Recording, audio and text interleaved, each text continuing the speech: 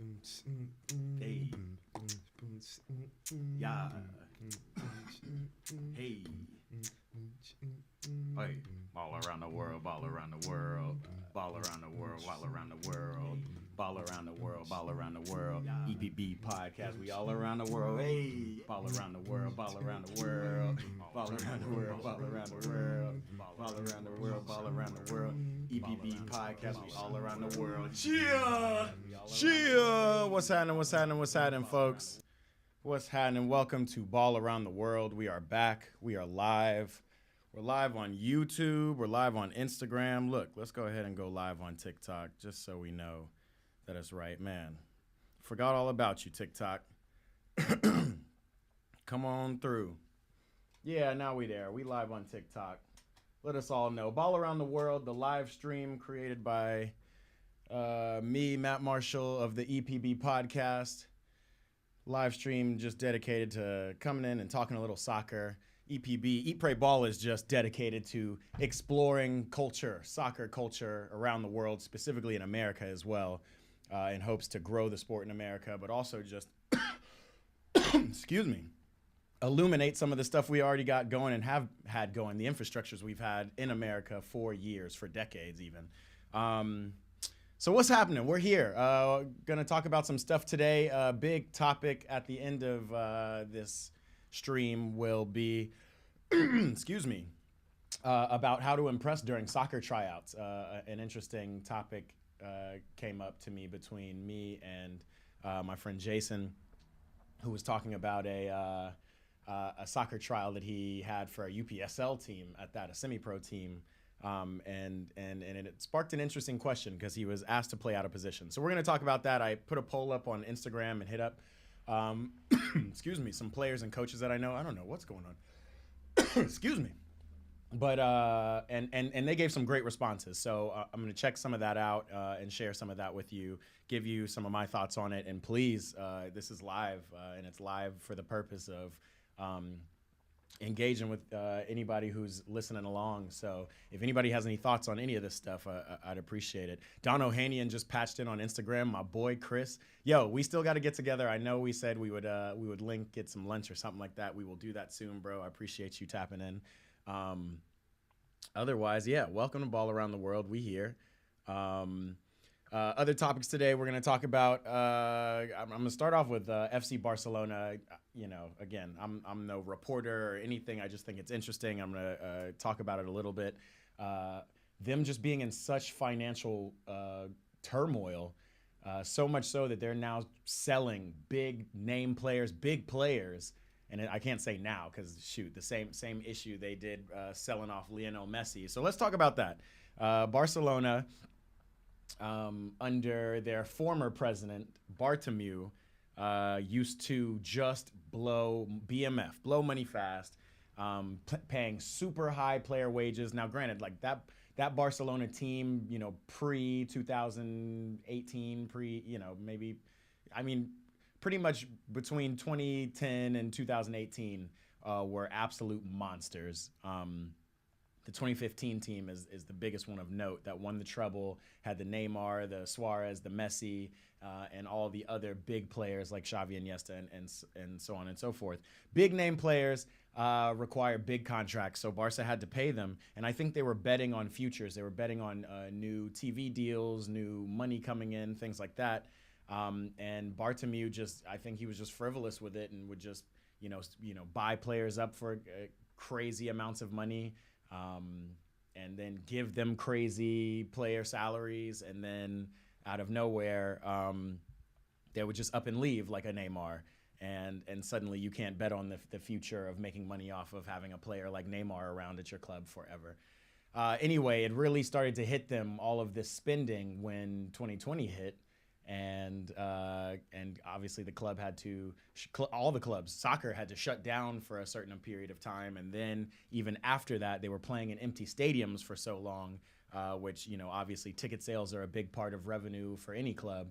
And Barca really started to break financial regulations because they were spending a lot more than they were profiting year after year. And over time, FIFA has implemented new financial regulations that you can only spend within the amount that you're making. So it all makes sense. And that's why they had to get rid of Messi in 2022. Messi even said that, he offered or you remember when he was crying on stage, like apparently he wanted to stay at Barcelona at that time. He had offered to cut his wages by half in order to support Barcelona. And I remember thinking at the time, man, like Barca are dirty. They're just going to get rid of Messi. He's talking about he's about to reduce, he was going to cut his salary in half in order to stay here, and they're still trying to do him dirty. But they literally just couldn't afford it. And the reason why was because they were paying him like $100 million a year. So, yeah, you cut that in half. You're still paying the man $50 million a year. They don't got that money. So Messi had to go. And, of course, he went to who else but PSG, who, they got all the money in the world to pay. They're run by essentially the Saudi public investment fund, right? So, that's what happened with that. And it's just kind of dominoed. And every year you hear about it, Barcelona being in this financial ruin. And not being able to pay their players. I remember when they brought in, I guess Messi left in 22, so in 23 or between 22 and 23, they had brought in Frankie de Jong, or maybe they brought him in 21, 22. But Frankie de Jong, amazing midfielder. He's injured right now, but probably one of the best, if not the best midfielder for Barcelona and for the Netherlands. And immediately he comes in and they didn't even cut his pay. Apparently they just like gave him an IOU, and I think still to this day he hasn't recovered the wages that he is owed from Barcelona because Barca just doesn't have it. Another big factor to them, not having the money is they have revamped their stadium, right? They moved out of Camp Nou to rebuild it. It needed a much it required a much needed redo and update, and that takes years. Obviously, it was like a $1.5 billion project that's going to take a couple years, and it should be finished by this year. So I think they're going to move everybody in and start playing home games there. But because of that, they had to reduce. That place was like the LA Coliseum. It's like seated like 80,000 to 100,000 people. That is a lot of extra tickets and ticket prices that you can that you can sell and make money off of. And so unfortunately, Barcelona has had to play in a smaller stadium while they wait for their big new updated stadium to be complete, and that also takes away from their revenue. So every year, I think the La Liga financial rules require that your spending for the next year be based on your revenue for the previous year made. And every year Barcelona spend more and more picking up players and doing whatnot, but they're not making that revenue back. And so all that to say, they've sold Gundogan, who, I talked about Frankie de Jong being their best midfielder. He was injured most of last year, or a lot of last year, and Gundogan, who is German international, one of Manchester City's best players during their treble-winning year. He had to go. He had to go back to Man City, of all places. So Man City have picked up Gundogan. Oh, I meant to look that up. I got to double-check how much they were sold for. But, yeah, Barcelona couldn't even keep a player like İlkay Gundogan on their books. And so the man had to go, and they've picked up Dani Olmo, right? The new, he was a former Barcelona academy player, but he's like kind of the young bright star in the Spanish national team, obviously winning the Euros with Spain this year and scoring some clutch goals, and was doing really well in the Bundesliga. And so now Barca have picked him up, and I'll tell you what in a second once I just figure out Gundogan's transfer fee, which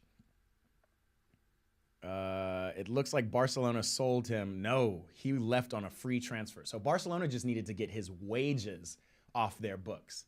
I'm sure they were paying him I'm sure he was earning like $250K a week or $300K a week. So just to get those wages off of the books for the year in order to free up some space to have other players. Now while we're here, let's look up Dani Olmo. I'm on Transfer Market, by the way. If you guys want to know anything about players being transferred and how much they cost, Transfer Market is that top notch right now. So that's what I use. If anybody has any idea of anything better, let me know, because I would love to know. Again, if you're tapped in on appreciate the likes on TikTok. What's up, Jada the Goat? Hala Madrid. If you're tapped in with me over on TikTok or Instagram, go ahead and please, if you wouldn't mind, pull on over to YouTube, youtube.com/@eatprayball. That's where this live is, and then it kind of broadcasts out to Instagram and these other places. But I can still see your comments on Instagram, so I'm still here. El Camino's in the building. Fail Purrs, what's happening? OBS Leprechaun, what's happening? Oh, the boys. Y'all are out. I appreciate y'all tapping in. And the three folks watching on YouTube with me. Let me know where you're from, what you think. But yeah, Danny Olmo left the Bundesliga. Come on now, where's his transfer? Left RB Leipzig, and his fee was $55 million. So Barca just they're dropping wages, they're dropping money, and then they go and spend a bunch of money to bring in this guy. And obviously, he's a great guy to bring in. They also want to bring in Nico Williams, the other Spanish superstar out of Athletic Bilbao, and who also did really well at the Euros. They basically want almost a recreation of, it seems like a recreation of what they did in 2010, where basically their whole team on Barcelona was essentially that whole Spain team as well. And man, they ran the table that year. They won Champions League for Barcelona. They won the World Cup with Spain. They won the Euro Championship 2 years prior to that as Spain and as a Barcelona core. And then they won the Euros the next, 2 years after the World Cup in 2012. So they were just balling. I think Barcelona and Spain want to recreate that with these young stars in Lamine Yamal, who is already a Barcelona player and academy product. Danny Olmo, who is an academy product that they sold and is now bought back for $55 million. Let me see how much they sold him for. He was Barca U18. Yeah, he was a free transfer to Dinamo Zagreb. And from Dinamo, he went to RB Leipzig, and now he's back at Barcelona. So, again, just tough dealings. It makes you think about Chelsea. At least Chelsea is making money off of some of these players that we're buying up. Anyway, I always compare things to Chelsea. Speaking of Chelsea, I will say just a quick thing. Watch them in the look at this. Somebody is calling me in the middle of my stream. I will say something about Chelsea. Watch them in the Conference League playoff. And I know we were playing a team that nobody's heard of, Servette, out of the Swiss Premier League. But listen, I was excited. I was happy to see Christopher Nkunku score. I was happy to see Noni Madueke score. So y'all already know, my Chelsea people out there who know, we know which players are doing what they need to do. So yeah, so basically Barcelona's in such financial ruin that even though they are getting rid of huge players like a Ilkay Gundogan, who is going to be so clutch, I think, for Man City this year, because they have Kevin De Bruyne and Mateo Kovacic, who's really popped out, right? He scored that great goal against us in the first game of the season, which is crazy. Now Mateo Kovacic is probably going back to the bench with Gundogan back in the fold. So Rodri, Gundogan, Kevin De Bruyne, that was the midfield core that won them the treble 2 years ago. So that's going to be really interesting. Tough to hear from Mateo Kovacic. But on the Barcelona side, they still cannot. They still have no way of registering their new, again, Spanish star, Danny Olmo, because the La Liga regulations provide that you need to have a certain amount of financial responsibility before you can register new players. So they bought this guy for $55 million and can't even play him at this point. It's kind of wild. Anyway, so that's Barcelona in complete ruin. What else we got? We got Burna Boy. I wanted to look this up while I was here with y'all. It looks like Burna Boy has opened up a football academy in Nigeria, which is really dope. So I'm literally gonna look this up with y'all and talk about it. Burna Boy Football Academy. I saw it. They had a Facebook page. They had here it is right here. BurnaBoyFootballAcademy.com. Elevate your game with Burna Boy Football Academy. Yeah, they've opened their gates. They're doing ages 14 to 15 and 16 to 21 for their senior team, which is really dope. I'm just going to go to an about page or something and just see how this came about, but super dope. A society where youths are not catered to is no society. My core ambition for this project is to ensure we deliver and create immense opportunities in sports for kids across Africa. I see a continent rich in talent without opportunity, and that's big facts. We all talk about that all the time, how a lot of these really talented African players have to go elsewhere, have to go to certain formerly colonized countries to go ply their trade. That's why they talk about France being basically Africa and whatnot. But really, really interesting stuff. Good for Burna Boy. I like seeing, the athletes connect with the musicians and the artists and really create something. You also love to see when, think like stories like Adebayor building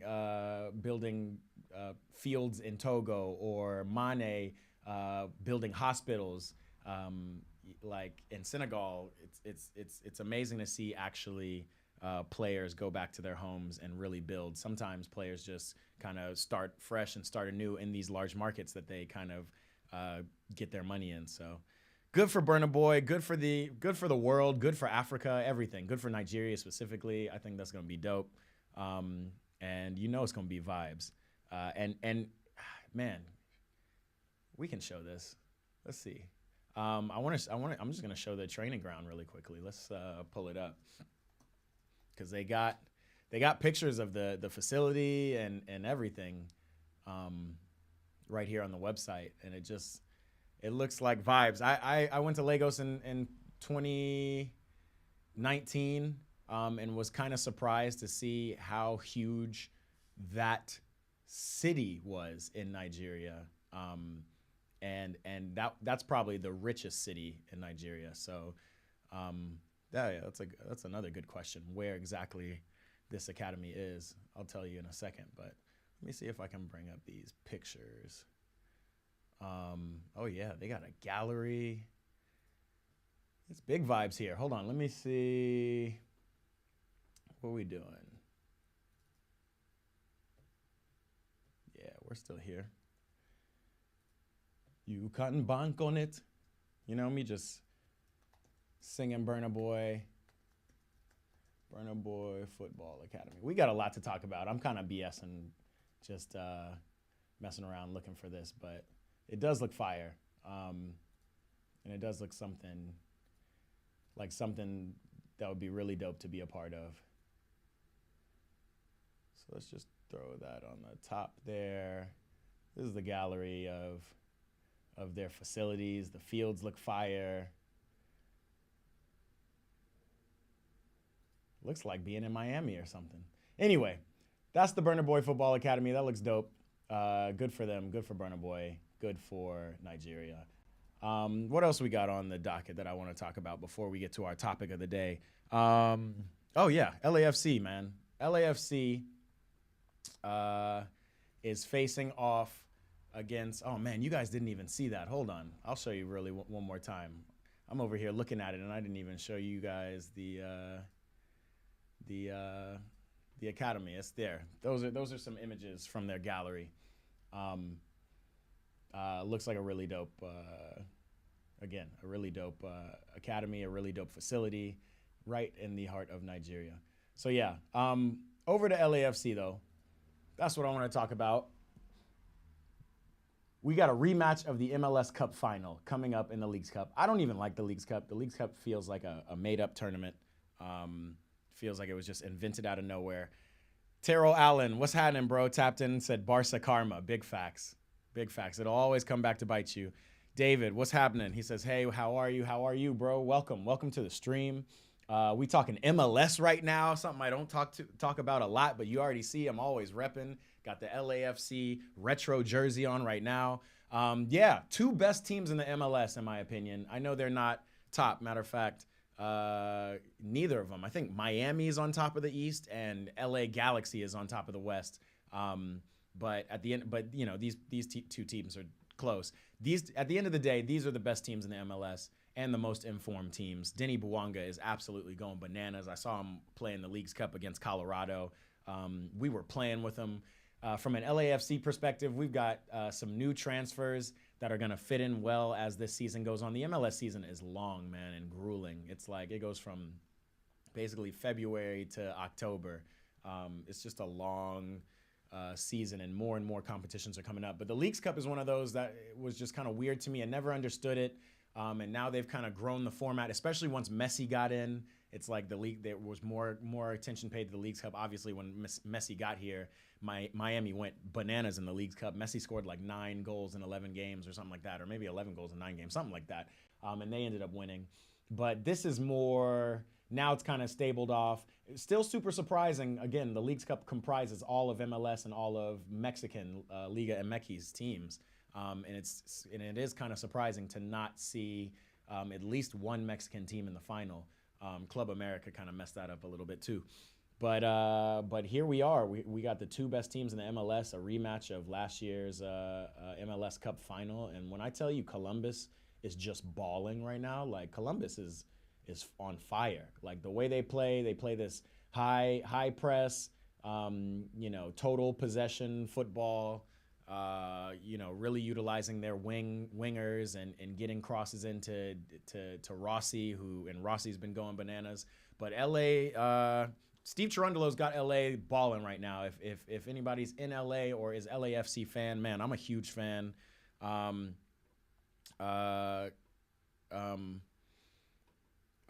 It's real interesting.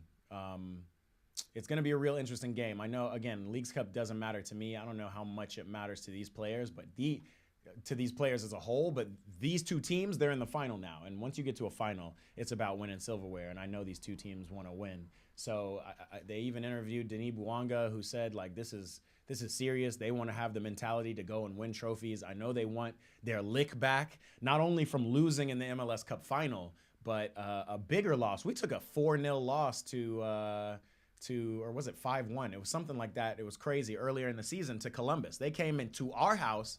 I went to that game. It was a great atmosphere, but then we were playing well. We just couldn't finish on the counterattack. It's very contradictory styles, right? That end up complementing each other on the soccer field. Columbus just play possession. They sit, they knock the ball around, go from side to side, and try to find their holes and their spaces to get in on target. And LA is high octane counterattack. Some good pressure coming in from the front. Olivier Giroud, he got to play at least 45 minutes in his second game, I think, for LAFC. He's not at the point where he's ready to start yet, I don't think. I can't imagine he'd be starting in this final. But I do think he's going to be important. I think it's interesting. The way we started off the season was with no strikers. We were playing with Bogus, Bouanga, and Oliveira up top, and seeing Coach Steve Cherundolo weave in some big men. I like big. Me, I'm 6'4". I want big boy strikers up there, and we've got them in Kai Kamara and Olivier Giroud, 2 big boys. Kai Kamara is scoring. Get back to what he does. He's scoring. Highest score in the MLS at this point. But yeah, he's been scoring. I expect him to start and put in a shift, and then Giroud to come in later. But yeah, it's really going to be like speed, high octane, brute force versus tiki taka and crossing and possession. So really interested to see it. It's so exciting to me that it's going to be the game of the week. And games of the week we do live parties for. So that's what we're going to do this weekend, Sunday. I think it's 4 p.m. Pacific time. Come tap in with me. Come tap in me right here. We're going to be live and watch this Leagues Cup final between LAFC and Columbus Crew. I think it's going to be a lot of fun, and we're going to be here watching it. That is all I have to say about that. That's going to be something fun. One thing that I didn't plan for to talk about, but I have to mention at least is, and I even grabbed a logo for NWSL is, no, not that one. This one. The collective bargaining agreement, a new CBA was reached between the NWSL and the NWSL Players Association, the women's league here in America. They knew they had to do something, especially after the Women's World Cup. They saw a lot of the teams that have players that encompass a lot of the NWSL. They all washed out, right? The U.S. washed out in the first round of 16 knockout round. Brazil washed out pretty early in the tournament.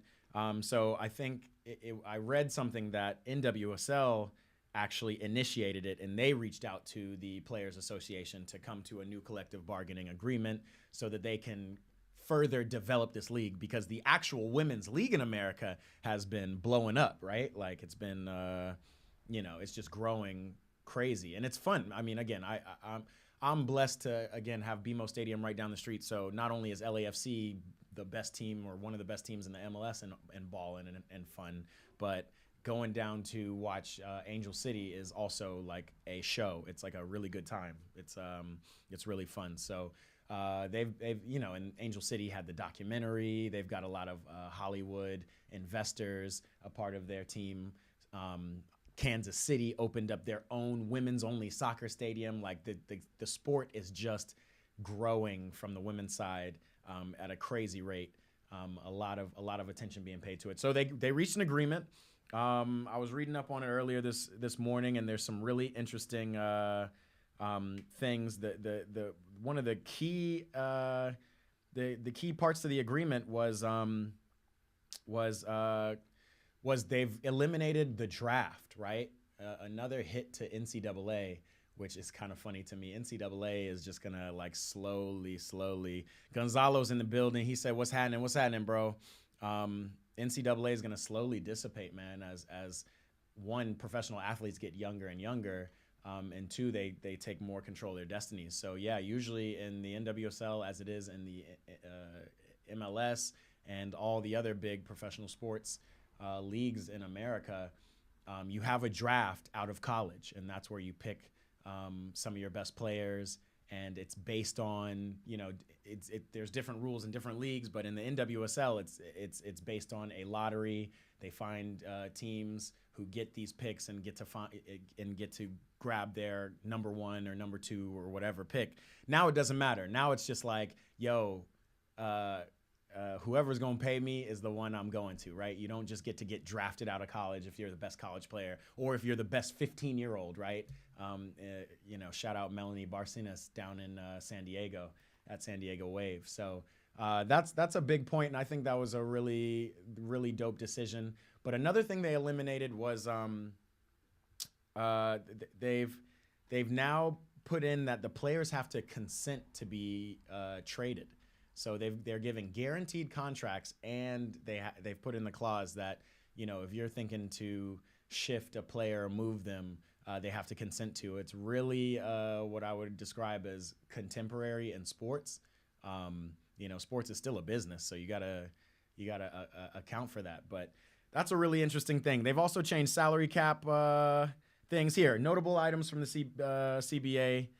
No maximum salary, right? So if you got the money and somebody's balling like that, you can pay them.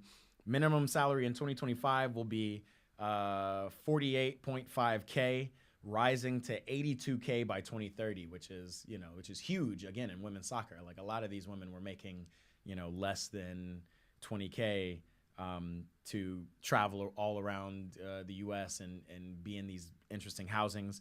Again, players can't be traded without the consent. Every team is entitled to charter 6 flight legs, essentially 3 round trips without needing approval, which is really dope. Just a money thing out here. Clubs are required to charter for certain midweek games, which in the MLS you hear about it even more. Like, it is travel in this league, travel in the U.S. is crazy. Like, if you're in Columbus and you got a game in L.A. or vice versa, which is happening this weekend in the MLS, that's a crazy flight to do when you're just on a commercial flight with other people. So, really dope stuff going on in the NWSL. Really happy to see that league going, and I think it deserves a little round of applause for NWSL still taking their players in mind. Good stuff with NWSL. Y'all are doing it. All right. This is how we're going to end today. I just want to talk about the topic of the day, which is I had a conversation with my boy Jason. He was trying out for a UPSL team. Shout out the UPSL. Shout out Chris Corte, who was on my podcast. And UPSL is really becoming one of those big, it's kind of secondary and tertiary pathways for people to really continue their soccer careers and still get possibilities of getting looks from professional teams and whatnot. Like, I mean, I got to play in the U.S. Open Cup, playing at the UPSL, like really dope. Anyway, because of that, my boy wanted to try out for his team. He said he went to the tryout and it was awful. I said, why, bro? And he was like, man, like they at first they had you kind of sign up, and when you signed up to come try out for this team, you had to tell them your position and then tell them what position you wanted to play. Or no, I'm sorry, your position, and then like give them a secondary position, right? Oh, you know, like I'm a striker, but I can also play in the midfield, or I can play center back or whatever. Which that makes sense. But he said when he showed up to go actually try out, they didn't even want, he's a midfielder, and he put, you know, he used to play right back in high school or something like that. Mind you, he's in his mid-20s now playing. And they basically said, we have a midfield. They only were, you know, there was apparently 40 people at this tryout, but they were only trying to add 1 or 2 players to the roster. So it's tough already in that case. But he was forced to play right back. He was forced to play out of position, which reminded me of a time in high school. This was my senior in high school. I committed to college very late. You know, I just didn't understand. I mean, that's half of why I do Eat, Pray, Ball. I had no idea of the opportunities. I had no idea how good I was by comparison to other people around the nation, let alone around the state. I was just playing on a team and we were winning and it was a good team, and I loved soccer. That was pretty much all it was for me all throughout high school. So kind of getting to the point where I started to realize that this was like, okay, now I want to play on the best team in the state. That became a thing. So shout out Atlanta Fire. I went to go try out at Atlanta Fire, who was at that time the best team in the state. I still feel like they're probably high up there. They might have rebranded, be another name. But yeah, at the time that, you know, that Atlanta Fire, especially, they had like multiple teams. They had like an A, B, and C team. And the C team was like even a top ranked team in the state. But I wanted to play for the A team, right? And I remember, you know, I drove out to wherever, Ashford, Dunwoody in Atlanta, wherever, to try out. Didn't really know anybody there. I knew of, I knew a lot of the players because I had played against them in other competitions. So there was some love there. But like, I mean, this game gets real political. It's just like life. It's a lot about connections. It's a lot about who knows you and who you know. And I didn't know anybody at the tryout. And I just remember at the time I was playing center defensive midfield. That was my I was playing the 6. And I was really good in high school. Like I could distribute the ball. I could dribble and penetrate. And I was not afraid to go and put in a tackle. And I was a big guy. I would win headers and things like that. So really thought I was confident to make this team. And I get on and you know, like most tryouts, you start off with drills. You start off with like small-sided drills and interplay, you know, possession drills, things like that, 5-a-side. And I remember at that tryout, I was balling. You know, this was the best team in the state, right? And I'm over here. Nobody could get the ball off me. I'm making great passes. I'm doing everything. I'm executing well in the small drills. And then at the end of tryouts, and I'm sure they still do this, and coaches, y'all let me know if this doesn't happen, but they do a scrimmage, right? We do an 11-a-side, see how you can kind of play all together. And so we're lining up, and I'm told to go play. And mind you, at this tryout, I was trying out as a 6, but also like as a center back as well. You know, I just to show them that I could do that as well. Anyway. And I often tell people now that, like, you know, even joining men's league teams, like if somebody asks me where I play, I often tell people, listen, I play anywhere up the center of the field. I can't play out wide. Like I don't have that kind of speed. I had a lot more speed in high school, but again, as I was tall in high school, tall and lanky, and I didn't have that kind of build to play the wing. Not that it's a build thing. I just like, that's not my game. Like I'm very good with a lot of pressure on me. I'm very good in the middle of the park where I can take good touches and link up with players. I'm not good just getting up and down the back or the outside wing. So that said, they put me at right back. I'll never forget it. And I just remember being like, and I didn't know who to say, like, bruh, this ain't my position. I'm not a wing back. Like, what are y'all doing? I'm a center back, or I'll play in the midfield. What's going on? And I remember the coach must have took heed of me doing well in the small-sided drills, because I noticed it like immediately. He brought his best attacker, who was playing against me, over to my side. And he must have told him, hey, like, go at this kid. Like, I want to see what he's made of, right? And so they isolated me out on the wing. And again, like, not only was I really just not a defender in high school, but like I certainly wasn't an ISO out on the wing kind of defender. Like that wasn't my game. And so I just remember this kid who was like one of the top kids in the nation at the time came to my side. He would take a touch and I would come up to him just to play defense. And the man just took one heavy touch past me, and he was just faster than me, and he just burnt me. They probably did that play like 3 times in a row. And I adjusted by the third time. The third time, the second he took the touch, I slid and I tackled, right? But still, it just made me look crazy. And I remember thinking to myself, man, like I should have told him. So I remember trying to talk to the coach at the end of the tryout, but these coaches, they're dealing with so much. He wasn't having it. So I was like, hey coach, thanks for the opportunity. Just want to let you know I'm a center back. And he was like, cool, man. And like sent me on my way, and never and I never, didn't make the team. Their B team coach though did like what I was about, and he ended up calling me after. But I just remember feeling like I didn't even get to show my best because I was playing out of my position and I didn't know what to do. Aaron just tapped in on Instagram. Eat, pray, ball, the Trinity, my dog. I appreciate you for tapping in. Yeah. So all that to say is, this is a question and it's like an open forum. I'm curious what y'all think about, being asked to play in a different position or what you should be doing in tryouts, especially when you don't really have a lot of communication with the coaches. You're just there and you're trying to impress them. I put this poll up on Instagram. I got some interesting responses, and I'll let you know that in a second. Let me tap in and see what's up. Terrell Allen, you still up? You still back on Barcelona? Barcelona bought up a lot of top players that they didn't need, killed a lot of top players' career by benching them like trophy wives. Yeah, that's big facts. That's big facts. So look, I'm gonna let you know. We're gonna bring it up right here. I'm gonna tell you what.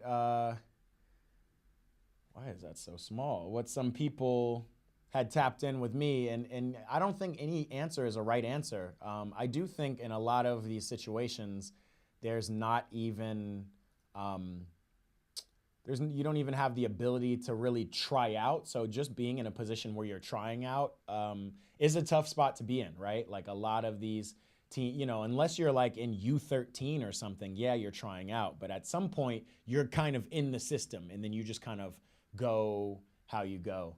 But that said, there are still tryouts, and this is what happens from what that's not the right one. Let's see, it's over here.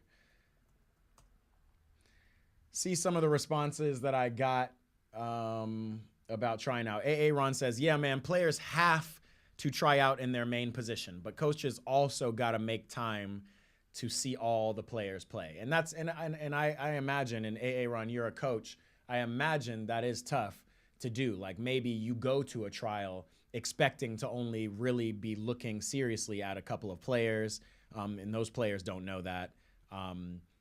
So yes, you want to show your best, but you want to be in a position to play your best. But when you say players have to be in that try out in your position, I mean, if it's just not in the cards, what do you do? Like if you're, if you're being called out on a line and they're like, all right, Aaron, go go play goalie. They're not going to do that, but go center back, whatever. And you're like, what do you do? Coach, I don't do that. You know what I mean? Like, that's a tough spot to be in, especially as a kid, let alone a grown man. But definitely it's a tough spot to be in. Hold on, let's see where this stuff is. I guess it's on my story. I forgot how to get to this stuff. Tommy Kaminu, professional indoor league player, played on a UPSL team with me back in the day. He said, I'd let the coach know something like, I'm game to fill in wherever you need me to make things work. I'm here to try out, but I'm here to try out as blank. Like I should have said, I'm here to try out as a 6. You know, is there a possibility that in the second half I can show you what I got in the 6 position? If they say no, it just means they're not interested. And I appreciate you, Tommy, for tapping in about that. That's real life. You know, you have to be vocal is really the lesson I'm taking from that. Like, you got to at least be able to sit up and say, like, hey, you know, like, hey, I just want you to know that this ain't my position. So, you know, use that how you will, but I'm here to play this position, and if you don't have an availability for it, then that's just what it is, right? Let's see. Kareem Tamimi, appreciate you tapping in, bro. Kareem Tamimi said, he's a professional player in the MLS for the Atlanta United Twos. He also is a coach, and he coaches over at Kalanji, which I really want to tap in with Kalanji. Apparently, it sounds like a really good program out of Atlanta, but we can talk about that more.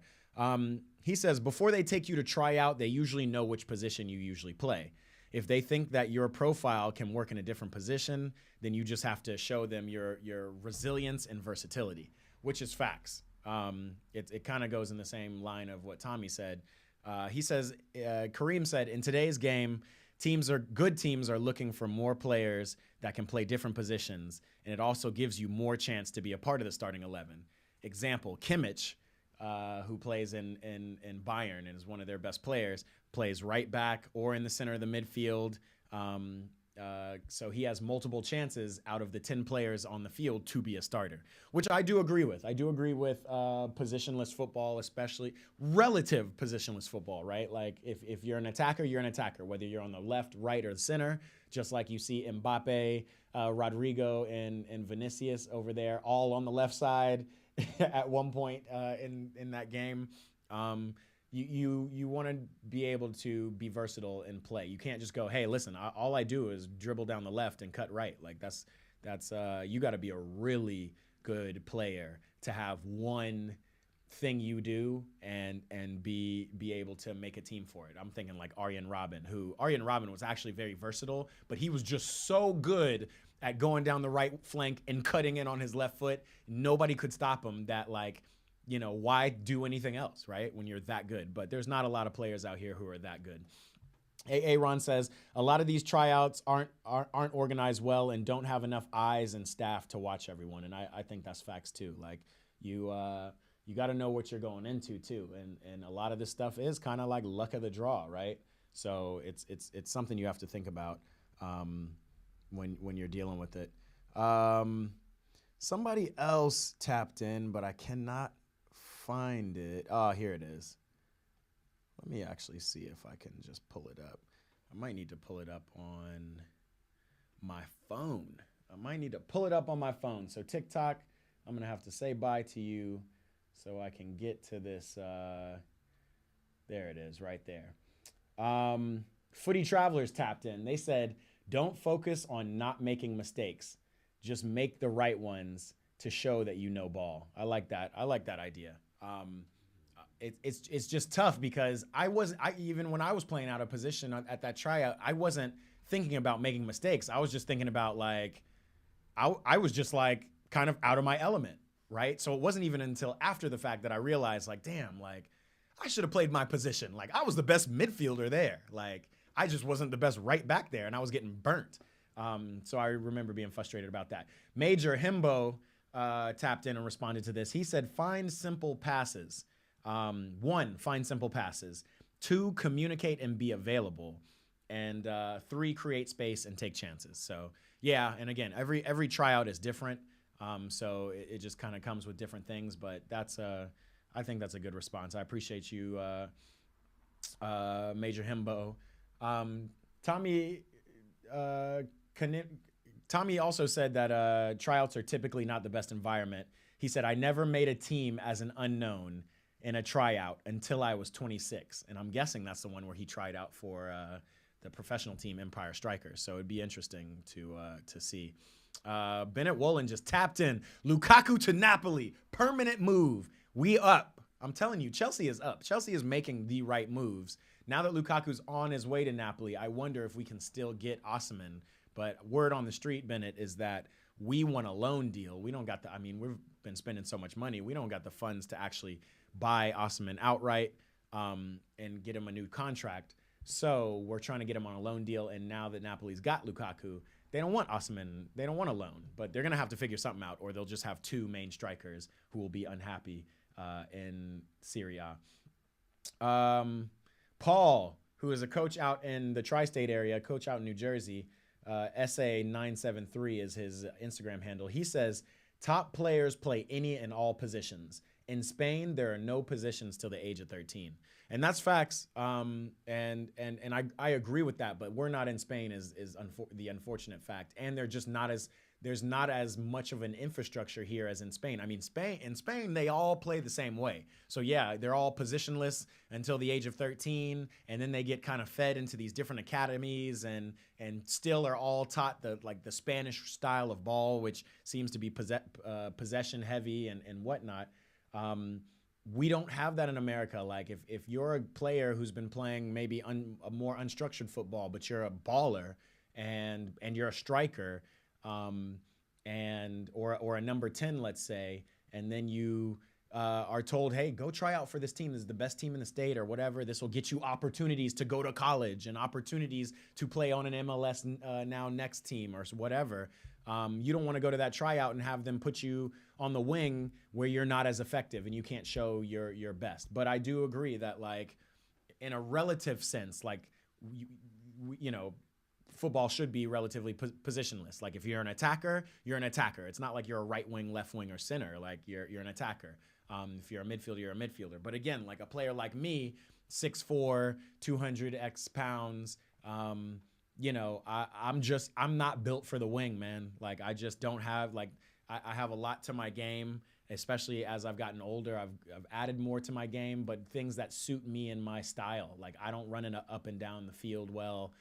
I'm more of an explosive kind of player, like almost like a American football player. Like 30 seconds at a time, you gonna get some work. But then after that 30, 45 seconds, I'm kicking the ball off. And that's not to say I can't train and get better at that. But like, again, that up and down the wing doesn't suit my position. So if I come in even as an attacker, like, it's easier for me to go, hey, like, I'm a target man. You probably want to play me in the center of these front 3. Even though if I'm playing in a front 3, I do have that skill set, and I do like playing on the wing of a front 3 too, because I like cutting in on both my left or right foot and doing that damn thing. But very interesting. Andy Crittenton, who has been on my podcast, coach out of Atlanta. He played in teams growing up with me in Atlanta. He said, I don't prefer or have much experience in that position, but I'm willing to learn this. Oh, okay. He just wants to know. Okay, he's saying it like this is the mentality. He says, what do I need to do to be the first player in the position I want, right? He says, yes, coach, I can play this role if that is what's needed for me to be on this team, but what do I need to do to be in this other role? You know what I mean? Am I the best player in it? Even if I'm not the best player in this role, what can I do to be an understudy to continue plying my trade in this role? And I think that's a good point too. Like everything kind of revolves around communicating with the coach, even though we know the coaches are difficult to communicate with at times because they're too busy trying to build their team and look at these tryouts. So really interesting stuff. Let me tap in with YouTube. Terrell Allen says, adjust in any position, be flexible until you're in the first squad, but not goalkeeper. Facts. Gen Z tapped in and typed Argentina. What's up, Gen Z? Appreciate you tapping in. Smelly Belt has donated 15 USD. Appreciate it. Smelly Belt has been given an admin role. I feel like you're trolling. You just typed that. I don't see nothing on here. But anyway, appreciate you, Smelly Belt. Appreciate everybody who's tapped in to the poll. I think it's a really interesting topic. I think I want to start adding, I'm always adding things to this live stream. So I think I want to start adding a good just discussion topic around this, because this is the stuff I'm, the most passionate about.